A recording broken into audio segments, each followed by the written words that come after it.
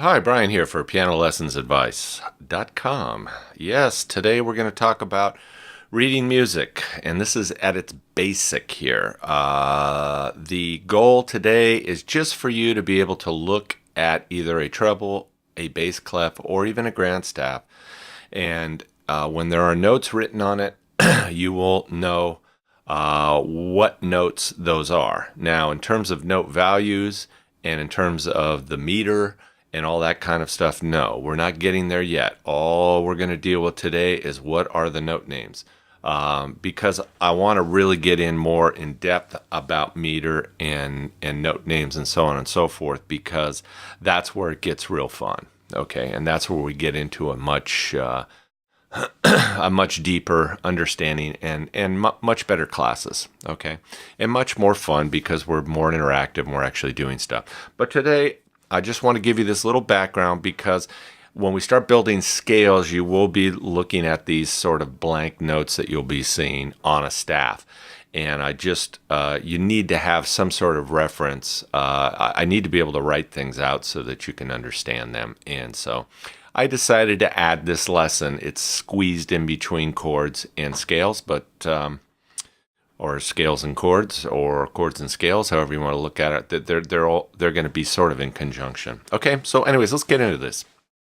Okay, the first thing you're going to see here is a staff. It's actually just 5 lines. It's not really any kind of a staff yet until we put a clef on this line, because the clef is what's going to tell you what notes are which, and I will explain why in just a moment. So let's go and put a clef on here. Boom, here comes your clef.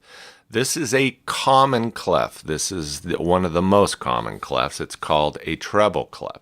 This is the one on piano you'll be reading a lot of information from. You'll also be reading from the bass clef and what is known as a grand staff. But there'll be times when you'll just be reading treble clef and you'll just see chord symbols, and we'll be getting into that. It's called fake book reading. And that will be way down the road. But so treble clef's very important. Okay, this is also known as the G clef because you'll notice that these swirls around this particular line here. That line happens to be a G note. Okay, so this is just a little extra music history for you, but it's also known as a G clef. Okay, now the other clef that we're going to be concerned with, there are other clefs and there are reasons for these clefs, but we'll get into that when we talk about other instruments and when we also talk about when we get more advanced. Okay, we'll get into the other clefs and why they are there. Okay, this is the bass clef. Okay, and it's also called, you'll notice these 2 dots here are on either side of this line. That line happens to be an F note. So what do you imagine this clef would be called? Yeah, very good. That's right. It'd be called an F clef. So this is an F clef. The other one is a G clef. But in popular terms and how you're going to be using them, they're just treble and bass clef. Okay? And then when you take these 2 clefs and you put them one on top of one another like they normally are, this is what's called a grand staff. Okay? And a grand staff is, and it's usually, let me put a line over here because it's usually joined here. And you notice I put a little line in the middle here.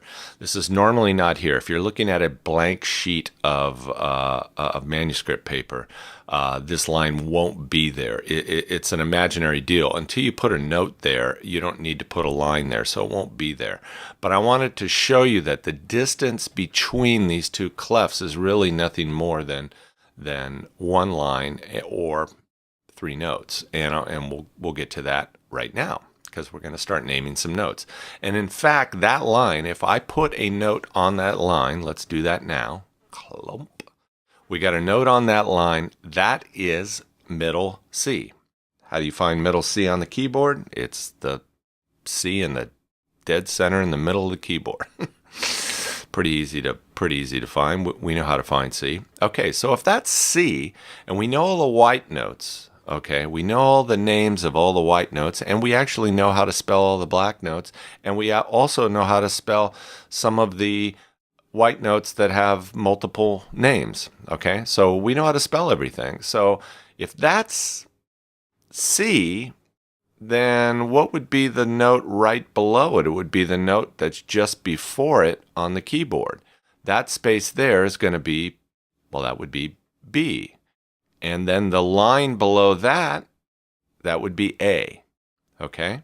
So that's A below middle C is the top line of the bass clef. Okay?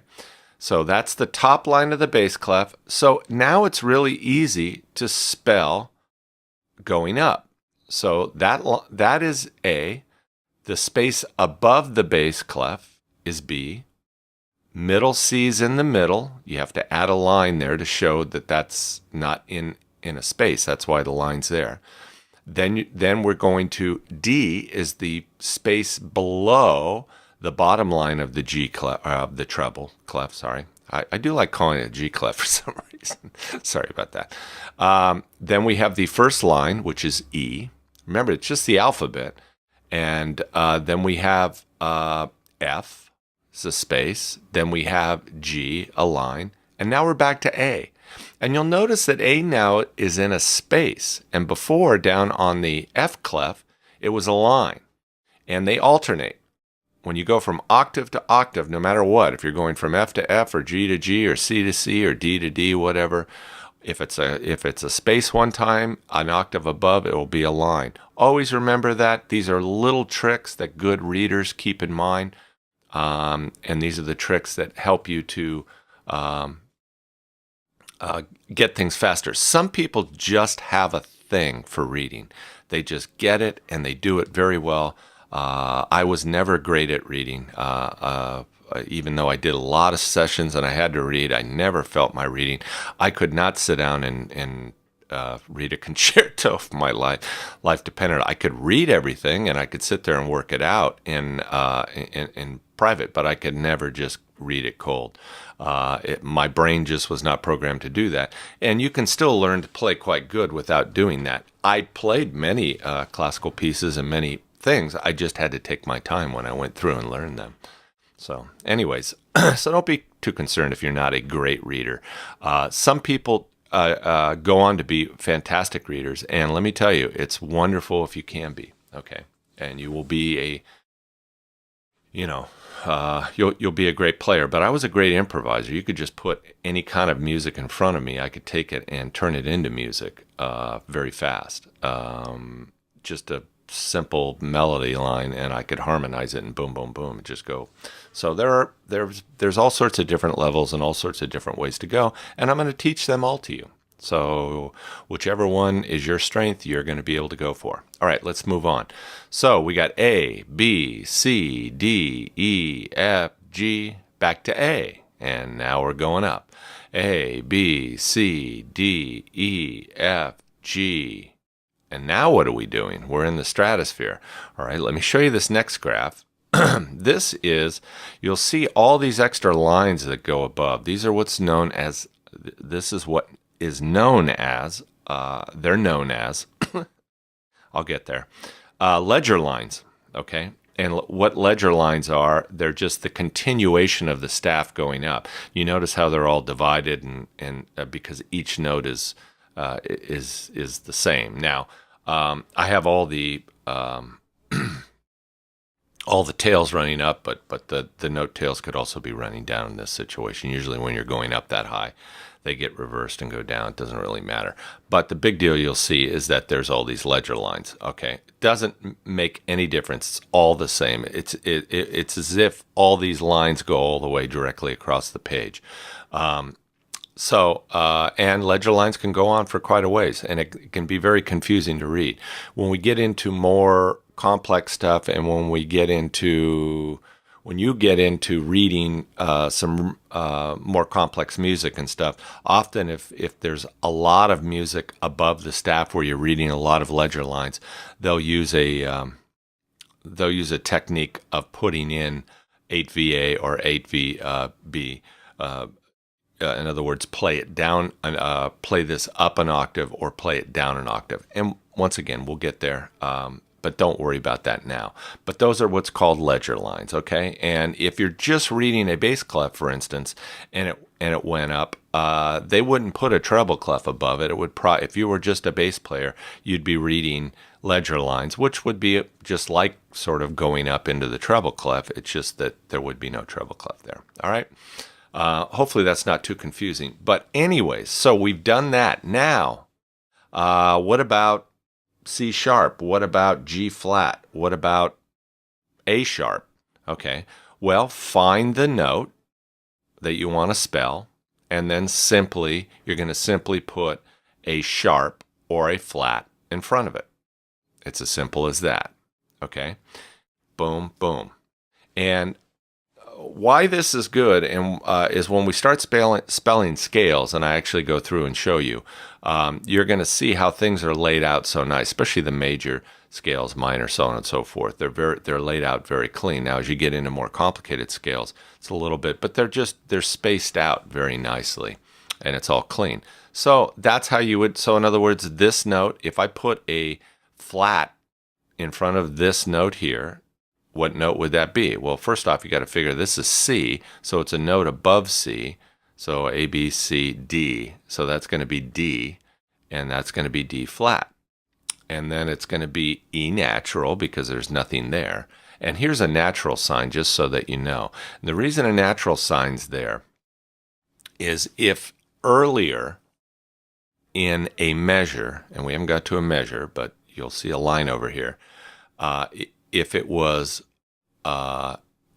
altered, which means if it was either sharped or flat, you want to bring it back and you want it to be an E. In other words, if it was an E flat or an E sharp, if it was spelled that way, and then the next time in that same measure you want it to be not that, you have to put this in front of it, this sign, this natural sign, so it's not confused.